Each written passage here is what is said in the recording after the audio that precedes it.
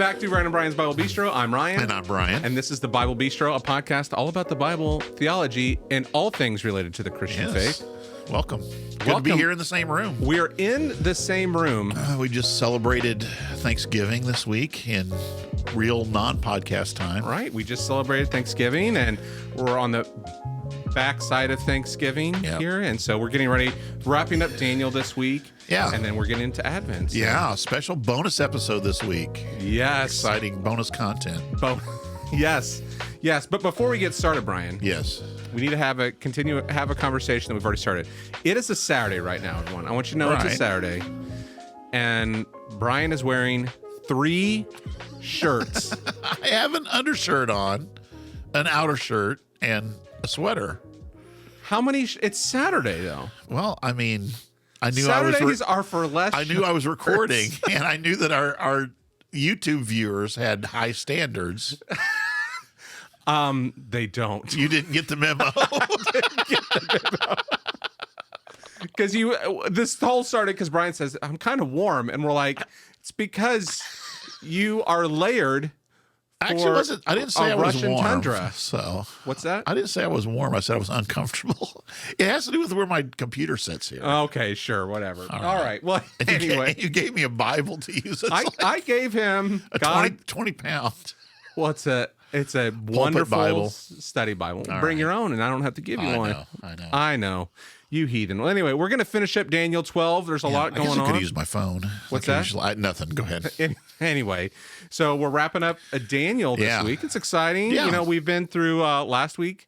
Lots of history, lots of things going on. And thanks for those who've given us positive feedback on this and shared it. Yeah. We've had some new listeners come on. It's good to see well, that. Daniel brings everybody out of the woodwork, doesn't it? It brings everybody in. Just Daniel, the big... Well, you know, this might be something we talk about in the future. I've been finishing a book up about this concept of dispensationalism and premillennialism and end times, Tim LaHaye and all that stuff. And so, and I think there's been a kind of resurgence of interest in the eschatology. There's always. I mean, when people find out that I'm a New Testament professor or whatever, I've studied New Testament.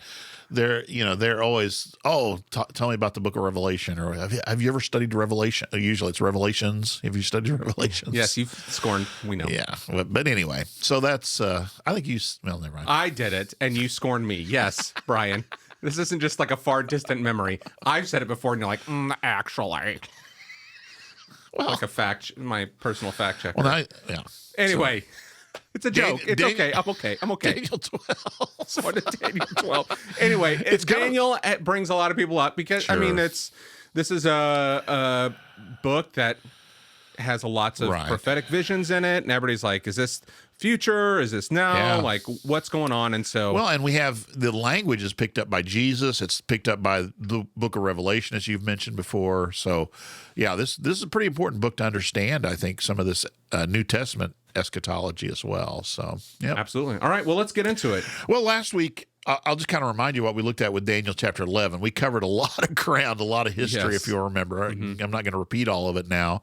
But basically, we saw that there was this ongoing warring over the promised land. Kings of the north, the Seleucids, kings of the south, warring back and forth for several hundred years of history is what that covered. And then we came down to the end of chapter 11. I'll remind you that we talked a little bit about, is this Antiochus? Is this further discussion of Antiochus, or is he pointing toward another king, Herod? Mm-hmm. And I kind of take the side we're talking about Herod there at the end of chapter 11. And so we're getting into really the coming of Jesus, and we're getting ready to start the Advent season here in real time. And so it's that kind of discussion then of what is going to happen when God finally brings his ultimate salvation through his son Jesus. And so that's what I think this is pointing toward. I think that's what chapter 12 is going to be pointing toward as well. So that's kind of just an introduction to what we're looking at. Go ahead and read verse 1 for me if you don't mind. And I'll say Daniel 12 is kind of a short chapter. 11 we kind of muscled through, but 12 we should have plenty of time to discuss this. At that time, Michael, the great prince who protects your people, will arise. There will be a time of distress such as has not happened from the beginning of nations until then. But at that time, your people, everyone whose name is found written in the book will be delivered. Okay, so there's several things to talk about here. At that time, I think, is referring to this, kind of what we were referring to earlier, that Herod, it's a time of the Romans, is what's being referred to. It even echoes all the way back to chapter 2 of Daniel, if you can remember back that far. I'm processing back there, yeah. The vision of the statue, and yes. it says at the time of those kings, then God is going to bring a kingdom that's going to be greater than all these. You might remember that. Oh, yes. It's that same kind of at that time, I think we're talking about now. And it talks about Michael here, and there are people. There is an interpretation of this that you can take, that Michael is kind of a, I don't want to say it's a predecessor for Jesus, or a way to refer to Jesus or the coming of Christ. Okay. I don't take that view. I think Michael is referring to, again, God's agent. Often we see him in battles, kind of a warrior angel, as we mentioned before. We see him in the book of Revelation mentioned as well. A defender of God's people against superior forces is the way we kind of see him. And this is the same Michael we think maybe back in Daniel 10. Yeah. That had come and basically said to Daniel, hey, I would have come sooner, but I was busy. I was with the Prince of Persia. And so that whole kind of idea that there are these supernatural agents acting on God's behalf and defending God's people in these difficult times. We talk about Gabriel's kind of the one who brings these messages of salvation in a way. And Michael is the one who seems to have this, there's this view of him as a warrior. He's the one with the hammer. Right. To bring Revelation into it, we've actually done an episode, I believe, on this passage where it talks about Michael casting down Satan to the earth, and so he's the one who kind of is seen as the one defeating. It's not that he does the work that defeats Satan, but he's seen in that kind of the warrior aspect. So here's what's difficult then. Of course, from Daniel's perspective, he's looking far into the future. So the issues, the description of what's going to take place here, there's a lot of specificity still, but there's also a vagueness to it. And this is a little bit like in Revelation when it talks about the coming of Christ. It kind of conflates his entire ministry. If you remember the woman, the dragon, and the woman we talked about there, is we have this hyper condensed. So his birth, his death, and his resurrection kind of all condensed. 2 sentences, yeah. Right, and so it's the same kind of thing I think we have here. Michael at that time. So we're seeing God's salvation for his people being accomplished here, and Michael, from Daniel's perspective, is a part of this. That this is the vision that's given him. So that's the first thing I wanted to kind of talk about there.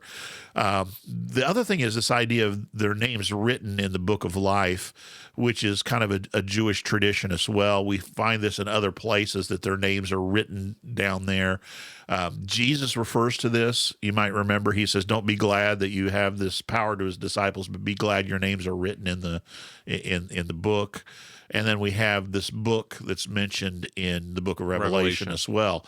So it's that kind of an idea that your names, and they talk there about names being blotted out of the book of life and this kind of thing.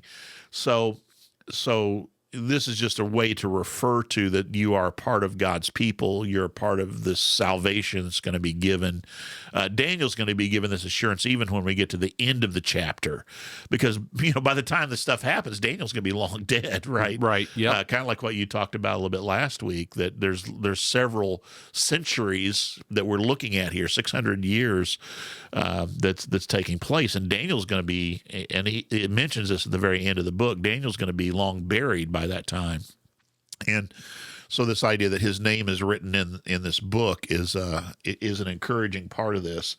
Let me see. And there was something else I was going to mention. This time unlike any other. And this is where I wanted you to look at Luke 21 when we get to this as well. So he talks about this great cataclysmic event that's going to take place in the Promised Land and in Jerusalem regarding the temple. And he says it's going to be unlike any other until the very end. And so this causes a lot of people to immediately go toward, well, this must be talking about the very end of the world. Similar kind of thing that we see in what we call the little apocalypse of Jesus, or the Olivet Discourse, we sometimes refer to it as, on the Mount of Olives, where Jesus again there refers to this idea of a cataclysmic event where the temple's going to be destroyed, all this kind of stuff's going to happen. So look at Luke 21. We actually, if you'll remember, we talked to John Wesley about this and had him kind of walk through it with us. Do you remember the upshot of that when we talked to John Wesley about this? That he said it's referring to events that would have happened in connection with the Romans. Do you remember that? Yes, okay.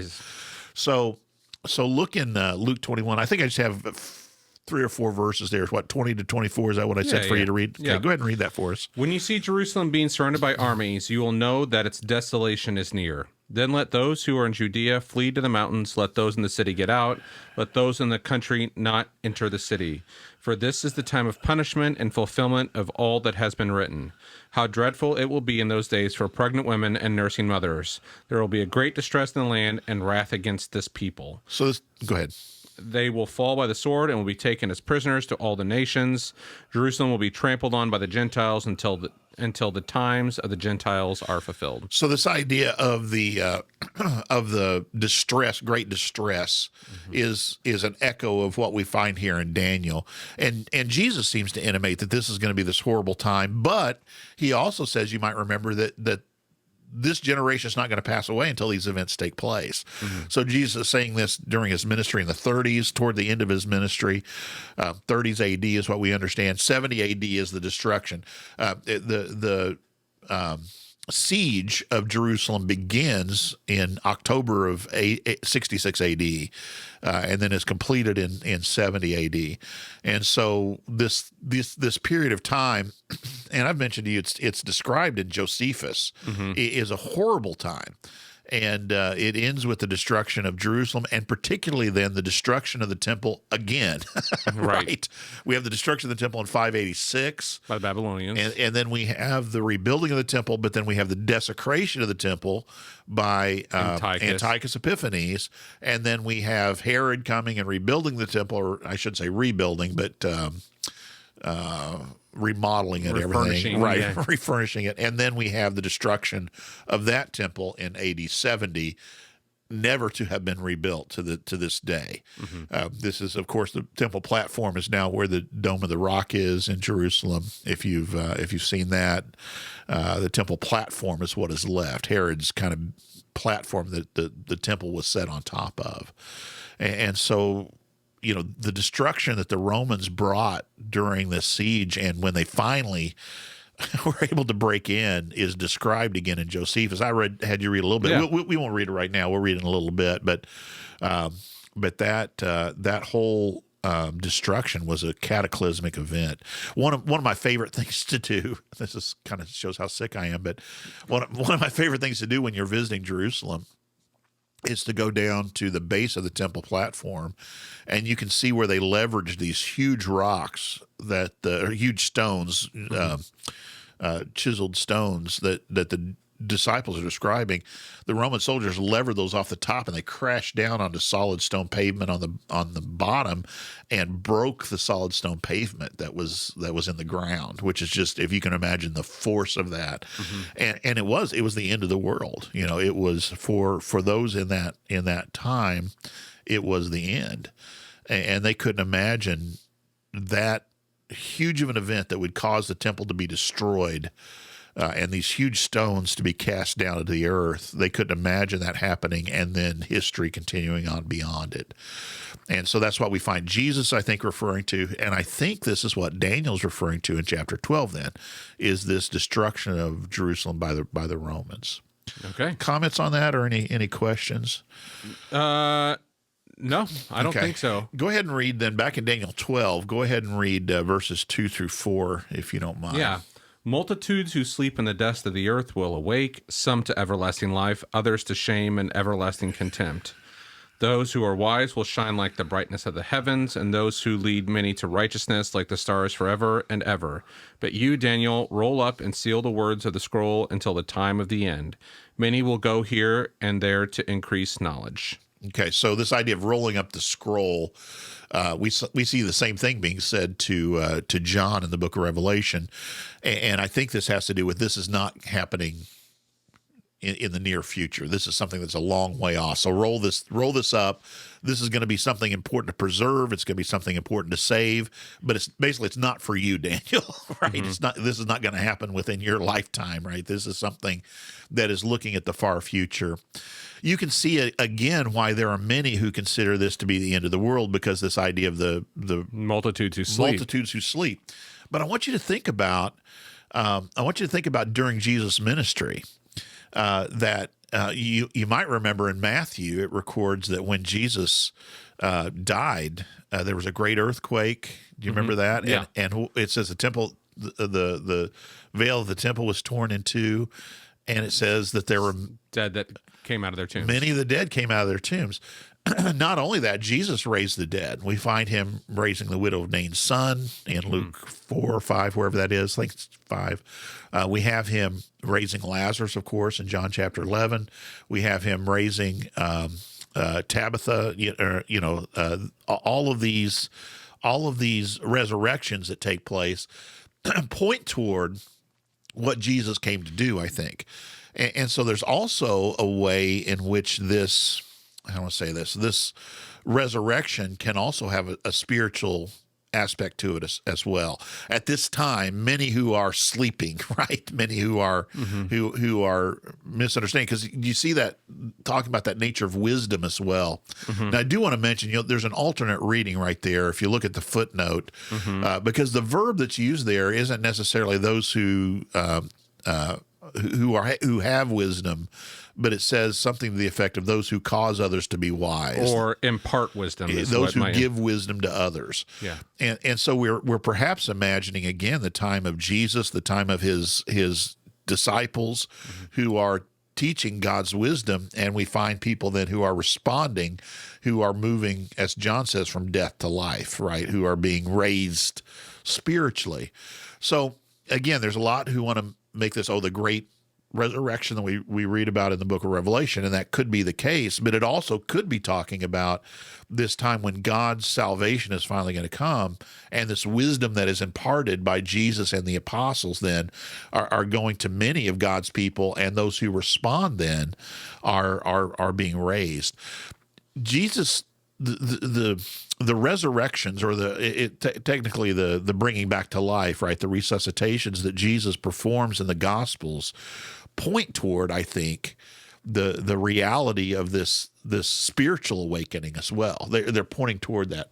So I'll give you the example I always like, because Lazarus, of course, John, it's my jam. So John chapter 11, Jesus says to Martha, your brother will live again. And she says, well, I know that he'll be raised again at the last day. And then Jesus' response to her is, I tell you, there's a time coming where anyone who hears the voice of the Son of Man will live, right? And he says to her there, I am the resurrection and the life.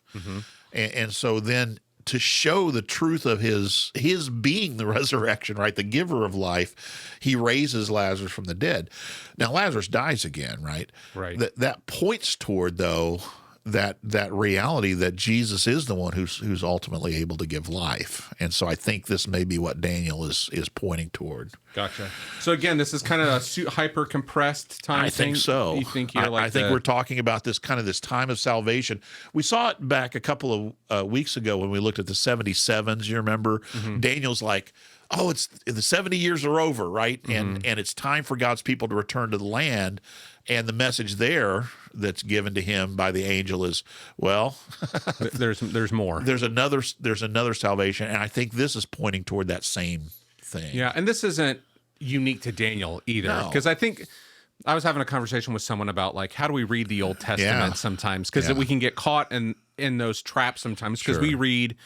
I don't want to say the word literal, but how we read books, or how we expect books to be written, is not in the same way that the writers of the Old Testament worked, and that there is compression and pushing and pulling of time, because the narrative is trying to give us a certain message, not give us this necessarily chronological step by step piece, but it's that worldview tug, and that's so I think as you read Daniel, as we've talked about this many times, it's like we have to have our minds attuned to that Right. our expectations and how things are written are different. So, okay. Right. I think that's correct. And so this idea, those who sleep in the dust will be awakened, has to do, I think, with God's people responding to the message of the coming of the Messiah. He's finally come.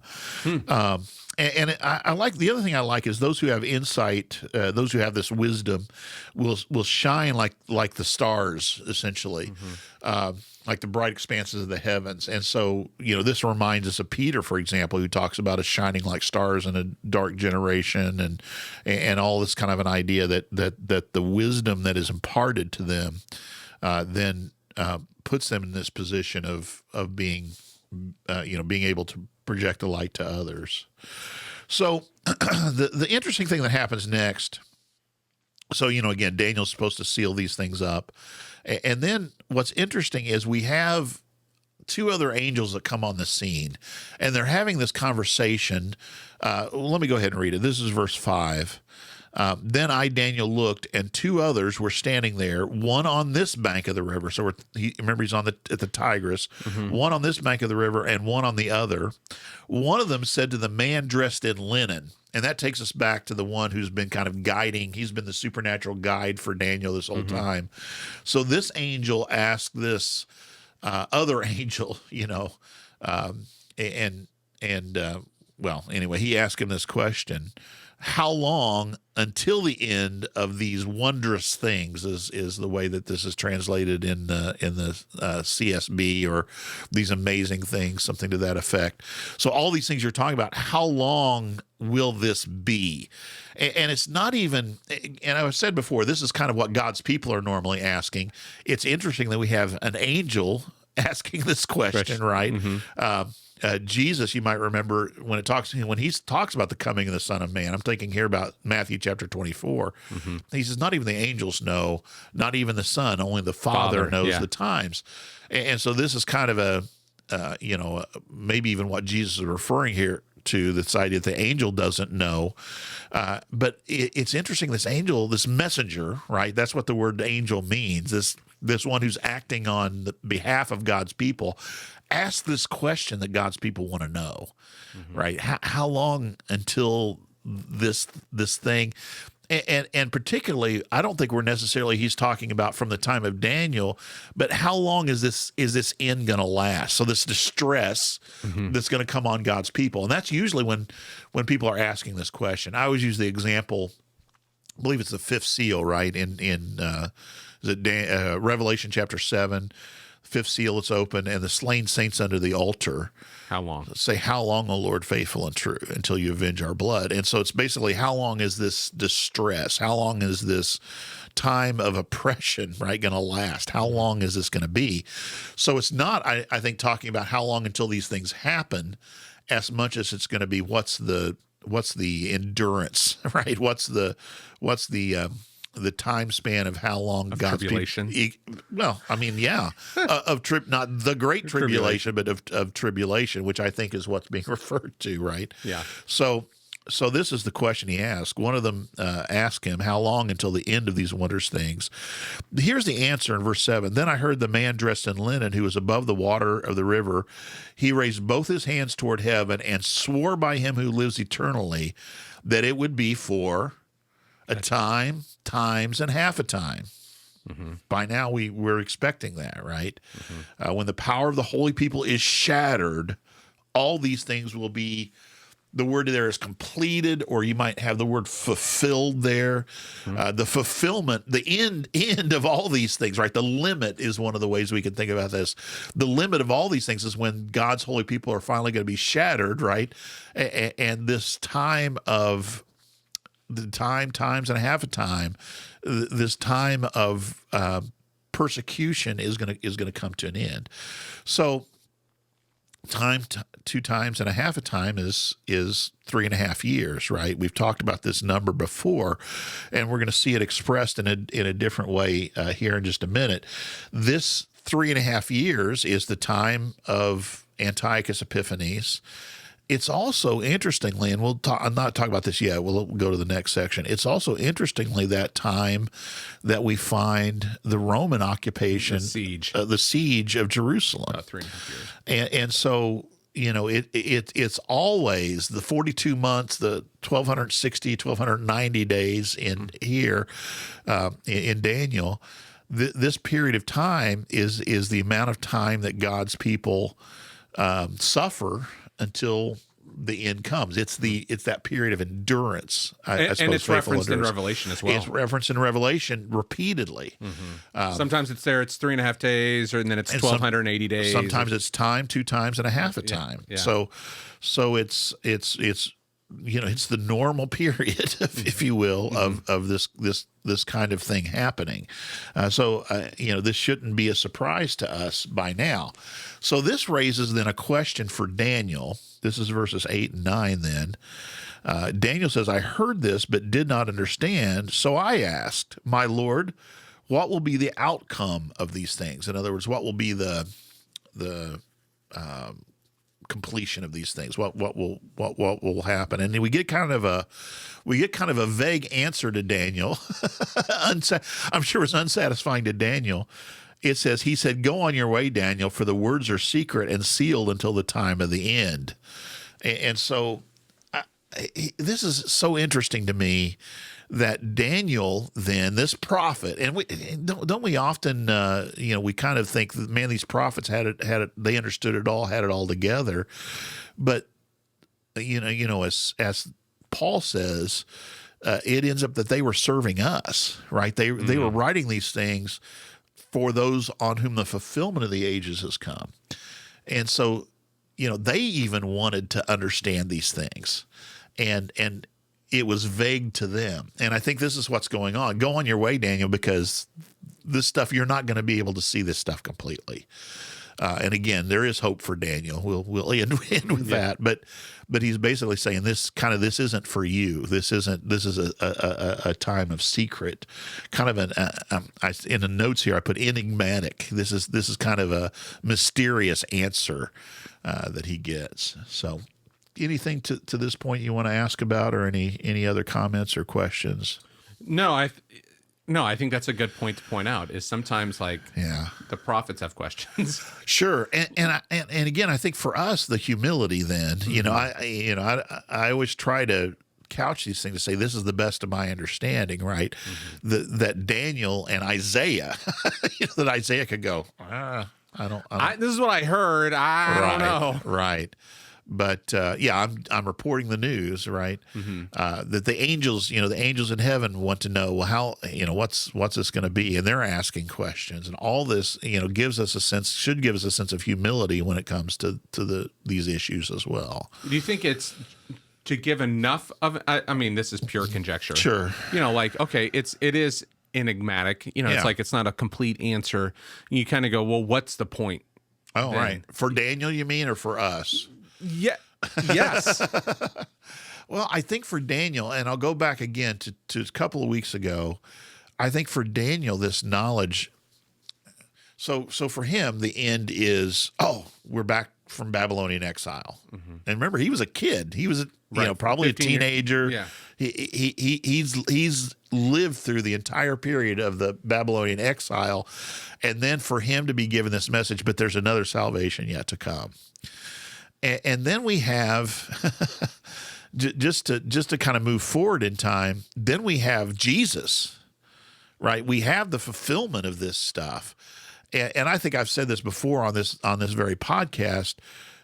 It would have been really difficult, I think. It was difficult for the disciples when Jesus is saying to them, they say, we believe you're the Christ. So they're saying, we believe that you are this eternal king that we've been looking forward to all this time, who's going to finally make things the way that they're supposed to be, right? And I think one of the most difficult things for the apostles, after Jesus had raised from the dead, would have been for them to wake up that Easter Monday morning and gone, the very first Easter, and gone, things kind of look the same as they always have, right? Mm-hmm. Now they have the promise of the resurrection now because of Jesus, right? But that's not what they signed up. Doesn't feel different. That's not what they signed up for. Mm-hmm. And so there's still all this stuff. And Jesus even warns them about that. That's part of what the apocalypse is about. You know, there's going to be wars and rumors of wars, but before all this, the end comes, you're going to be persecuted and you're going to be oppressed. And so we find basically, okay, the end has come, but there's still stuff beyond that as well. Mm-hmm. And I think that's, for us then, the message is a similar one. You know, I'm getting lots of calls right now. In fact, I just preached a sermon last Sunday. I had a spare week between series, and so I called it The Coming of the Son of Man, because everybody's wanting to know now, all the stuff going on in Israel, isn't this a harbinger to the end? And my second point out of Matthew chapters 24 and 25, my second point was Jesus' coming is soon or not. Because Jesus warned his disciples as well, and he did this through some of his parables, be ready for the long, enduring time if it's necessary. So I mentioned, I think last week, the 10 virgins, right? Mm-hmm. Make sure you have enough oil for when the midnight call comes, right? The talents. The man goes on a journey, and after a long time he returns. And does he find his servants faithful? Jesus' own question about the coming of the Son of Man is interesting. It kind of changes the perspective, because his question is, when I return, will I find faith on the earth? In other words, will there be people who are faithfully waiting for his return? So I think the message for us is, even though we're always thinking, this is the end, we've got to be prepared to recognize that there might be stuff beyond this for us as well, mm-hmm. and be prepared for the long haul, if that makes sense. Yeah, no, I mean, I think it's, I've had this conversation with someone like, is this the end? Yeah. Or, you know, or it can't get worse than it does now. Right. And I'm like, but it has. It has. Well, that's but it's, we can only see time in the time that we live. You know, we're only living in a certain block of time. Yeah. And so it's hard for us to reflect back to what was, or, you know, what could have been before we were.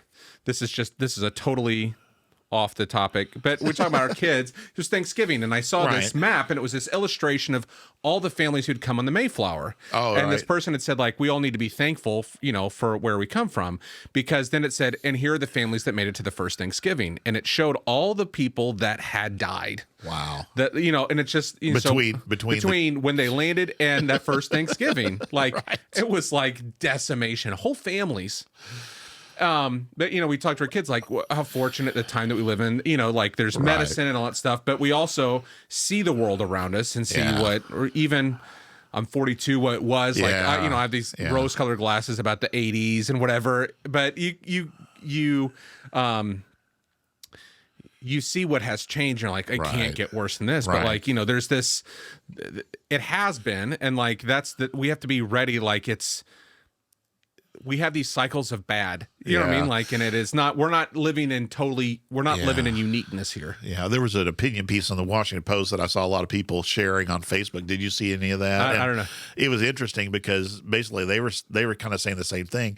If your great-great-grandmother looked at today, they would be like, you live in a fairyland. Like you live in a place where you have all these mechanical devices that are doing work for you, and your life is so easy compared to what your great-great-grandmother. Your house is warm, and you just push a button on something. You're not out cutting wood and all that kind of stuff. And, you know, water comes clean to a tap, and, you know, it's just, it's an amazing, it's amazing. Yeah, but you're right. When you think historically, and this is where Josephus, I've said to you before that whole section talking about the siege, and Josephus was an eyewitness to it. He mentions that a few places in that whole thing, and we'll get to why I wanted you to have this passage here in a minute. But in his 6th book, Josephus, this is the Jewish Wars. Mm-hmm. In the 6th book, he talks about the final destruction of Jerusalem. But in the books leading up to that, he talks about how horrible it was. You know, people were eating donkeys' heads, and they were paying premium prices for donkeys' heads because the siege was so severe. It was a long period of time that the people were there. And there were people who, as you mentioned last time, there are people who died in that period of time before Titus got to the end. And just the description of what he's saying for those people, that's the end of the world, right? That's the very end. This is the time of distress, I think, unlike any that had come upon them before then. That's how Josephus describes it. And I'm gonna get hate mail for this probably, but perfect. This is what this podcast is all about. But national Israel then comes to an end, right? They are defeated. They are put under Roman oppression. Jerusalem's destroyed. It's not resettled for a long period of time. Temple's destroyed. They were already occupied by the Romans, but then the Zealots rebelled, and so the Romans came in and leveled Jerusalem, and so that's the end, right? And I think that's what's being pointed toward here. Now, let me go to this next part because I find this very, very interesting. This is where I was mentioning Josephus particularly. So he says, "Go your way, Daniel, for the words are secret and sealed until the time of the end." Verse 10, "Many will be purified, cleansed, and refined, but the wicked will act wickedly. None of the wicked will understand, but those who've been taught will understand." So this is a little bit like what we find Paul describing in 1 Thessalonians when they're kind of questioning, hey, when's this coming that you've promised? When is this going to happen? And essentially what Paul answers there for the Thessalonians is that as long as there are wicked people doing wicked things, you know that the end has not yet come, right? You know that there is still God's plan is still being worked out to the very end, right? And so there's going to be righteousness. Here's Jesus' parable. If you want Jesus' words, Jesus says, he tells the parable of the wheat and the tares. Do you remember the wheat and the weeds? The enemy put these weed seeds in with the good seed. So what are we going to do? Shall we go and tear out the tares? No, Jesus says, because you might tear out some of the good wheat along with it. So let them grow up together, and then at the end, we'll separate them. We're going to separate them, right? The weeds are going to be cast into the furnace, right, and burned up, and the wheat will be taken into the store barns. And Jesus himself interprets that for his disciples to say this is talking about the coming of the Son of Man, when the angels will essentially separate. Those who've grown up, they'll grow up together. In other words, there will be goodness and wickedness until the very end. And I think that's what's being pointed toward here. Then verse 11, "From the time the daily sacrifice is abolished and the abomination of desolation is set up, there will be 1,290 days. So 12 2 times time and a half. And here's the interesting thing. Here's what I think is being talked about here. From the time that they laid siege to Jerusalem in October of 66 until the daily sacrifice. And you want to read that in Josephus because he gives us the date here in Roman reckoning, which is interesting. Yes. Titus now ordered, this is Josephus in the Jewish War. Titus, who was the commander of the Romans, Titus now ordered the troops that were with him to raise the foundations of Antonia and to prepare an easy ascent for the whole army. Then, having learned that on that day it was the 17th of Panemus, the so-called continual sacrifice had, for lack of men, ceased to be offered to God, and that the people were in consequence terribly despondent. So we can date the day that the daily sacrifice ended. That's what Josephus is saying there. The daily sacrifice came to an end on that day. Antonia was the tower that the Romans had built into basically the wall surrounding the temple, and that's where they stationed their soldiers and all this kind of stuff. So he's saying, let's tear the foundations down. That allows them, where the zealots had shut themselves into the temple, that allows them in. They put an end to the daily sacrifice. So here's the interesting thing: is that's in July of 70. So we're talking about 3 years and a part of another year, 1,290 days between that time when Vespasian lays siege until that daily sacrifices come to an end. So I think that's literally what Daniel is talking about here. If that's the case, the interesting thing about that to me is that I said there's a specificity here. Daniel may not have been able to understand it, but this is 600 years before these events take place that we have them being described with this kind of specificity. Now, here's what's hard for a lot of people then is this next point. So it's 1290, we know. From the time the daily sacrifice is abolished and the abomination of desolation is set up, there will be 1,290 days. Happy is the one who waits for and reaches 1,335 days. Hold on for another month and a half. Well, 45 days. Yeah. So now what I think is going on here is the interesting thing is, so we've talked about this destruction and the end coming, the difficulty of that period of time that they've laid siege to Rome. After Rome lays siege and after the temple they break through, they get the zealots, they execute all the zealots, they let everybody else go. Mm-hmm. The rest of the residents of Jerusalem who are not a part of this are let go. Jesus even, you might remember, warned about this in the little apocalypse. He says when you see these armies surrounding Jerusalem, you need to escape. And I've mentioned to you before, we have historical record that many of the believers in Jesus escaped because they believed his words when they saw the Romans coming. This is not going to go well. This is the end. But the idea here, I think, of those who've endured that period, right? Those who have lived through that siege and who come to the end, if you can make it past the time when the Romans have just done all the work they're going to do, then you're blessed, right? Then you're able to resume. You can eat more than donkey heads now. Exactly. You're able to resume your life. Now, the message, I think, there's a long-term message, I think, for us in this, and that's the idea of faithful endurance, as we've talked about before. That's the message of Revelation. Things are going to get hard. They're going to be difficult. What is called for from us, and this is what everybody who calls me now and is asking me, hey, the war in Israel, what's going on? Is this the sign of the end times and everything? I say, whether it is or not, whether Jesus is coming soon, whether he's coming back next month, or whether he's coming back, 100 years from now or 1,000 years from now, the call for us is the same. Faithful endurance, endurance. So faithful endurance too, I'll mention, because we use that word, but what does that mean? I think it means we continue to trust in him, even if he doesn't come back, even if he delays his coming, then we continue to trust that he will return and all will be made right. We have to be faithful in that. I think it's being faithful. You remember the story of the talents, the 5 bags of money that he gives. What he expects is for them to use what they have been given in order to increase his kingdom, right? Mm-hmm. His wealth, if you will.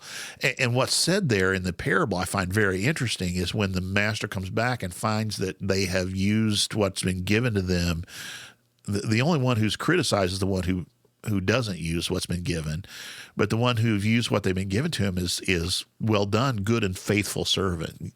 You have been faithful with these things, you'll be given more. And so faithfulness, I think, in endurance doesn't mean, it's not just waiting, right? It's not just sitting back and saying he's going to come one of these days, but it's using what we have been given, all the resources that are at our disposal in order to do the work that he's called us to. It's in this time we think a lot about doing kindness for others and that kind of thing. And I think it's using what we've been given in order to, when the very next parable after that, I don't know if you remember this in chapter 25 of Matthew. So he tells the parable of the 10 virgins, the bridesmaids. He tells the story of the master who goes on a journey and leaves sums of money for his servants. And then the very next thing he talks about is the separation of the sheep and the goats. And you might remember that the end of that is that he says, the ones who have, when did we visit you when you're in prison? When did we clothe you when you were naked? When did we feed you when you were hungry? And the answer, of course, is what you did for the least of these, you've done for me. So I think that's the faith. That's the call to be faithful, to do what to do what Christ would have us to do on his behalf. That's what we're called to do until he returns, whatever time that is. Let me go ahead and just finish this last verse then. I find this one really interesting. But as for you, okay, Daniel, here's yours. Go on your way to the end. You will rest. In other words, you'll die, and then you will stand to receive your allotted inheritance at the end of the days. So the pointing toward and the promises of resurrection. Daniel talks about this. Isaiah talks about this idea of the resurrection. We've talked before about earlier in the Old Testament, the idea of resurrection of the dead is not as clearly talked about, although Jesus would say it's there. But in Daniel, in Ezekiel, in Isaiah, we find this idea of the resurrection of the dead, a part of this end times. This is a part of what's going to happen. And so Daniel, the other message for him is, even you've done your part, right? You'll rest. And even though these things are not going to happen in your time, that you have the promise of the resurrection because you've been a faithful person of God in this time, in your time. And so there we come to the end of the book of Daniel. So, wow. There's a lot in there. Any final questions or comments or? I don't think so. I think it's, I'm trying to think about how I want to say this. Well, I mean, it is the story of Daniel's faithfulness, until the end of his life, and somewhat, you know what I mean? Like, it's this, what does it look like for him to be faithful in his context, and saying like, well, there's going to be something, again, it's this, you're in this context, but there's going to be another context where people are going to have to fight to be faithful in. Like, and there's going to be that I appreciate what you said, that like, as long as there's evil still, as the wicked are going to be wicked. And so like, there's this enduring message of, we see a shining example of Daniel being faithful in this context. And so how are we faithful in our, I mean, like, I think that's the message for us, is kind of going, how do we have that example? What does it mean to be faithful in our context and here today? And I've mentioned, think about what an impact he and his friends had. We talked about that early on in this whole series. Think about what an impact Daniel had on that time. And again, we're getting into this Christmas season, and I believe the Magi who come from the East are at least philosophical descendants of Daniel's teaching. What Daniel prepared them for, that there's going to come this time in the future, these weeks that are going to happen, and at the end of that, God's salvation is going to be here, is I think what they're looking for, and they come expecting to see the King of the Jews, and so so this teaching that Daniel gave had an impact, made a difference. So I don't know who the author was, but talked about, how do we raise, maybe it was Chad Ragsdale, talking about resilient disciples. Oh yeah, sure. Like, how do we become resilient disciples no matter what happens? How do we raise our children to be resilient disciples in the context? But I think, as I'm thinking about Daniel here, is he lived through a time where he saw the temple torn down once and the sacrifices stopped. Right. And so it's like, oh, here's the 70 years is up, and you're going to go back, and people are trying to head back. And guess what? Here's another image of it's going to happen again when this sacrifice is going to stop. And so it is, how that impacts him at the end of his life, like kind of going like, hey, it looks good now, but like the wicked are still going to be wicked, and there's going to happen. This is going to happen again. And I think for us as Christians today is, and you think about when the sacrifice stopped, that seemed, that's the deal. You know what I mean? Like, that's the big deal. That's their apocalypse. That's the end of it. And so for Christians, as we live in what may seem like it's becoming more hostile to us, a more pagan-oriented culture, whatever, that there might be times where it feels like it's a loss. But the call isn't to just mourn or weep for what was, but is to remain resilient. Absolutely. That's and well that said. there will be a 45 days later. You know what I mean? Like when it ends, there will be a time. There's hope. There is hope that there is. Those happy are those who make it to this. And so no matter what it looks like, Daniel is look ahead, because I think that's the thing, is we get this good idea, like Daniel's got this vision, but there's also like Daniel's also seeing a vision of like this. It's going to get wrecked again. Yeah, it's going to get wrecked. You know, and for me, and I know not everybody takes this view of things, but you know, the whole thing with John presenting, and again, if John is writing after the destruction of the temple, he's presenting to us the idea that Jesus saw this coming. Jesus talked about the destruction of the temple, and he himself became what the temple represented. And I think that's important for us as believers. I believe that there is a reason that the daily sacrifice still has not been reestablished, and I'm not looking for it to be reestablished. And that's, again, where I take a little bit of a different view than I know everyone does. I think that the fulfillment we have of what the temple was pointing toward is in Jesus. And that's why I think in the book of Revelation, when you have the New Jerusalem, it says, I did not see a temple in the city, because the Father and the Lamb are the temple. The temple was a way to represent God's presence with his people. And now, in the age to come, God is with his people, right? And so there is no longer any need for that intercessory, that interceding. Jesus has become both the high priest, to use Hebrews' term, and the sacrifice. So, yeah, I think that's what Daniel is pointing toward. It's so interesting to me, though, that you get this idea, as specific as his prophecy is, especially in that chapters 11 and 12, he's still only seeing this dimly and only understanding in part what's going to happen, I think. So, yep. Lots to chew on there. Yeah. Well, good. Brian, thanks so much for leading us through Daniel. Hope it's been a help to people who are interested in this stuff to dig into it. And yeah, absolutely. Well, it was great to it's always, as we've been doing the podcast, and I think I mentioned this before, I appreciate more and more the Old Testament. Yeah, you know, like as we go through that, to see what's happening, how this is pointing us towards Christ. Not to diminish the New Testament, Jesus and New Covenant, but you know, that appreciation for that Old Testament. It's so easy for us just to jump into the New Testament, and we don't understand the language of it unless we understand the Old Testament, I think, first. So I don't think there's any way to understand the book of Revelation without first understanding what Daniel is, how he's using language and the context and the history of what's going on there, to see what's So we got work to do, don't we? Yep. All right. Well, Brian, thanks so much. I appreciate it. Yeah. And look forward to jumping into Advent. Yeah, that sounds good. We've got a short Advent series coming up, and then we're going to take, as is our long habit of 3 years, we're going to take January off, right? Yeah, absolutely.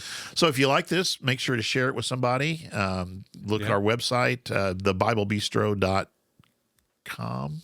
By thebiblebistro.com. You can sign up for a Patreon there, which is a way that you can financially support the bistro.